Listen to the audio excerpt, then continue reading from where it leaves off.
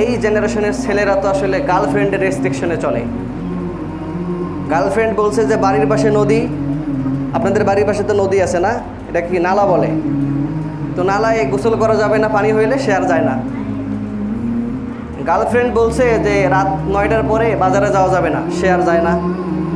এবং সে বাজারে যাবে নিজের কোনো কাজে, আপনি শুধু একদিন বলে দেখিয়েন যে বাবা যাওয়া যাবে না, এখন যেও না, অবস্থা ভালো না, রাগ দেখিয়েন। ইফেক্ট কারে বলে?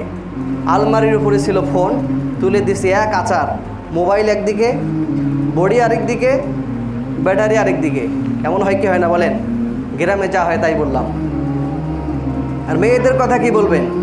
মেয়েদের তো ফ্যাশনের শেষ নাই, ঢঙের শেষ নাই, রঙের শেষ নাই। একজন তো অনেক বড় ড্রামাটিস্ট, নাটকের শেষ নাই। নাটকীয়তায় মহিলা মানুষ সেরা, কখন কারে কোন ফাঁদে ফেলবে কেউ বুঝতে পারবে না। আর পড়াশোনা যে স্কুল মাদ্রাসায় হয়, ওখানে তো কসমেটিক্স নিয়ে যায়, মেকআপ বক্স, হাইলাইটার, মাইলাইটার, আরও কত কিছু আছে না। তো এগুলো তো আসলে এই মেয়েদেরকে দিয়ে কি আপনি আয়েশা রাদিয়াল্লাহু আনহার মতো প্রজ্ঞাবান পাবেন? বলেন। আসিয়া রাদিয়াল্লাহু আনহার মতো ধৈর্যশীলা নারী পাবেন? ঈমান দীপ্ত নারী পাবেন? পাবেন না। ইসলামের প্রথম মহিলা শহীদকে বলেন দেখি নাম? সুমাইয়া রাদিয়াল্লাহু আনহা। তাকে শরীরের মাথা এবং পায়ের মধ্যে রশি বেঁধে 2 উট দিয়ে টান দেওয়া হয়েছিল, তার শরীর মাঝখান থেকে ছিঁড়ে গিয়েছিল। পাবেন সে নারী? আপনাদের এই জেনারেশনকে নিয়ে ভাবতে পারেন এই বিষয়টা? যুবকদের মধ্যে পাবেন আলী রাদিয়াল্লাহু আনহুর মতো প্রজ্ঞাবান, ওমর রাদিয়াল্লাহু আনহুর মতো ঈমান দীপ্ত প্রজ্ঞা নিয়ে চলে সবসময়, আলী রাদিয়াল্লাহু আনহুর মতো যে সব কিছু আল্লাহর জন্য স্যাক্রিফাইস করে দেবো, যা হয় হোক, হোয়াটএভার হ্যাপেন্স। আলী রাদিয়াল্লাহু আনহু কি বলছেন? আবু বকর রাদিয়াল্লাহু আনহু কি বলছেন? যে আমার বাড়িতে কিছু নেই, শুধু আছে আল্লাহ এবং তার রাসূল। আছে সেই ঈমান দীপ্ত যুবক? নাই। যদি কিছু দিয়ে দেই, দান করি, তো আমার তো এমনি চলে না, বিয়ে করবো তার মহারণা নাই, বিয়ের পরে কিভাবে চলবো, এই চিন্তা নিয়ে আমরা বাঁচি না। আরও ঈমান কত দূরে, দান করব সহায় সম্পত্তি ইসলামের জন্য, আল্লাহর জন্য, এগুলো অনেক বড় দূরের কথা। অলিক কল্পনা, অলিক কল্পনা বোঝেন? যেগুলো শুধু কল্পনাতেই সুন্দর। মানুষ বলে না মন কলা মনে মনেই সুন্দর। হ্যাঁ, কিছু কিছু মন কলা মনে মনেই স্বাদ, বাস্তবে এগুলো কখনো রূপ নেয় না। এই জন্য এই যুবকদেরকেও কাজে লাগানো যাবে যদি ছোট্টবেলা থেকেই সেই আঙ্গিকে শিক্ষা দেন, তাহলে হবে। যদি না দেন, তাহলে কখনো এই যুবককে দিয়ে ইসলামের কাজ করানো যাবে না। অনেক যুবক আপনাদের এলাকাতেও আছে, দেখবেন যে বিভিন্ন রাজনীতি নিয়ে ব্যস্ত। পুরো ফেসবুক পোস্ট খুঁজলে একটা আল্লাহকে নিয়ে পোস্ট পাওয়া যায় না, রাসূলকে নিয়ে পোস্ট পাওয়া যায় না, সমসাময়িক প্রেক্ষাপট নিয়ে কোনো পোস্ট পাওয়া যায় না। এখন নেতাকে যার পেছনে করে, নেতার ছবি সারাদিন পোস্ট করে, নেতার স্ত্রীর ছবি পোস্ট করে। ওই নেতার স্ত্রীর কবে হ্যাপি বার্থ যায়, এখন ওইটা খুঁজে খুঁজে দেয় পোস্ট। কোথায় ঈমান, কোথায় ইসলাম, আর কোথায় কি বলেন? কোথায় শেখ সাদিয়ার, কোথায়?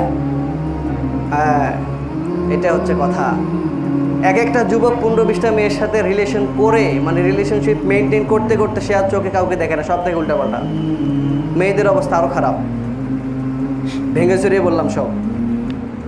এই জন্য ছোট্টবেলা থেকে ইসলামিক মাইন্ডেড হওয়ার যে প্রত্যয়, এটা অনেক বড় কঠিন জিনিস। পিতামাতা না থাকলে সন্তানকে জীবনে শেখাতে পারবেন না। ভিত্তি যদি মজবুত না হয়, উপরে টাইলস লাগাই লাভ আছে, মুজাহিদ পাথর লাগাই লাভ আছে, এরপরে হচ্ছে কি এসি লাগাই লাভ আছে, কত কোম্পানির এসি, অনেক দামি দামি কোম্পানির এসি আছে, লাভ আছে? ভিত্তি তো দুর্বল। এজন্য ভিত্তি শক্তের জন্য আপনাদের গার্ডিয়ানদেরকে অনেক বড় ভূমিকা পালন করতে হবে। সন্তানকে নিয়ে ভাবতে হবে আজ থেকে 10 বছর পরের কী অবস্থা হবে। আর এখন তো চাকরির বাজার মন্দা। চাকরি আছে? চাকরি নাই। এখন যেভাবে পারে যদি ব্যবসা করা যায়, তাহলে হয়তো টিকে থাকা যাবে, তা না হলে আর কোনো নাম নেই। ওই মাকাল ফাল হয়েও লাভ নেই, প্যান্ট শার্ট ইন করে লাভ নেই, ভার্সিটি পরে লাভ নেই। আছে? এ জাতিকে গড়ার যে একটা প্রত্যয়, এটা অনেক বড় জিনিস। জাতি গড়ার আসলে পরিবেশটা এমন হয়ে গেছে না, মারামারি এখন কোথাও চলে না, না আছে পরিবারে, না আছে স্কুলে। স্কুলে দেখবেন যে মারলে শিক্ষকের নামে হয়ে যায় মামলা। আর আপনারা তো মুরব্বীরা তো আগে দেখছি যে লাঠি কেটে রাখছে স্ত্রীকে মারার জন্য, আর এখন স্ত্রীকে একটা চট দিলে হয়ে যায় মামলা। ছাত্র গড়াবেন, সন্তান গড়াবেন, না স্ত্রী গড়াবেন? কি গড়াবেন? হ্যাঁ, সব মিলিয়ে কথা হচ্ছে দোয়া ছাড়া কোনো কাজ নেই। আছে? বেশি বেশি দোয়া করা ছাড়া কোথাও কোনো অপশন খুঁজে পাবেন না আপনি। যারা অপশন খুঁজে পায় না, এই যে সুইসাইড, কী করে সুইসাইড হয়ে যায়। কঠিন পরিস্থিতি, কঠিন। এগুলো নিয়ে যদি আপনি ভাবেন না, আপনি চলতেছেন, ফিরতেছেন, খাইতেছেন, সেই হিসেবটা আলাদা। কিন্তু যদি রাতে শুয়ে শুয়ে এগুলো নিয়ে ভাবেন, আপনার মাথা কাজ করবে না, সব কিছু ভুলে যাবেন। ভাবেন এগুলো নিয়ে, পরিস্থিতি কোন দিকে যাইতেছে। এজন্য সব থেকে বেশি দোয়া করা আল্লাহ রাব্বুল আলামিনের কাছে, যে আল্লাহ আমাদের ভবিষ্যৎটা অনেক সুন্দর করে দাও, আমাদের এই জেনারেশনকে ইসলামের কাজে লাগানোর তৌফিক দিয়ে দাও।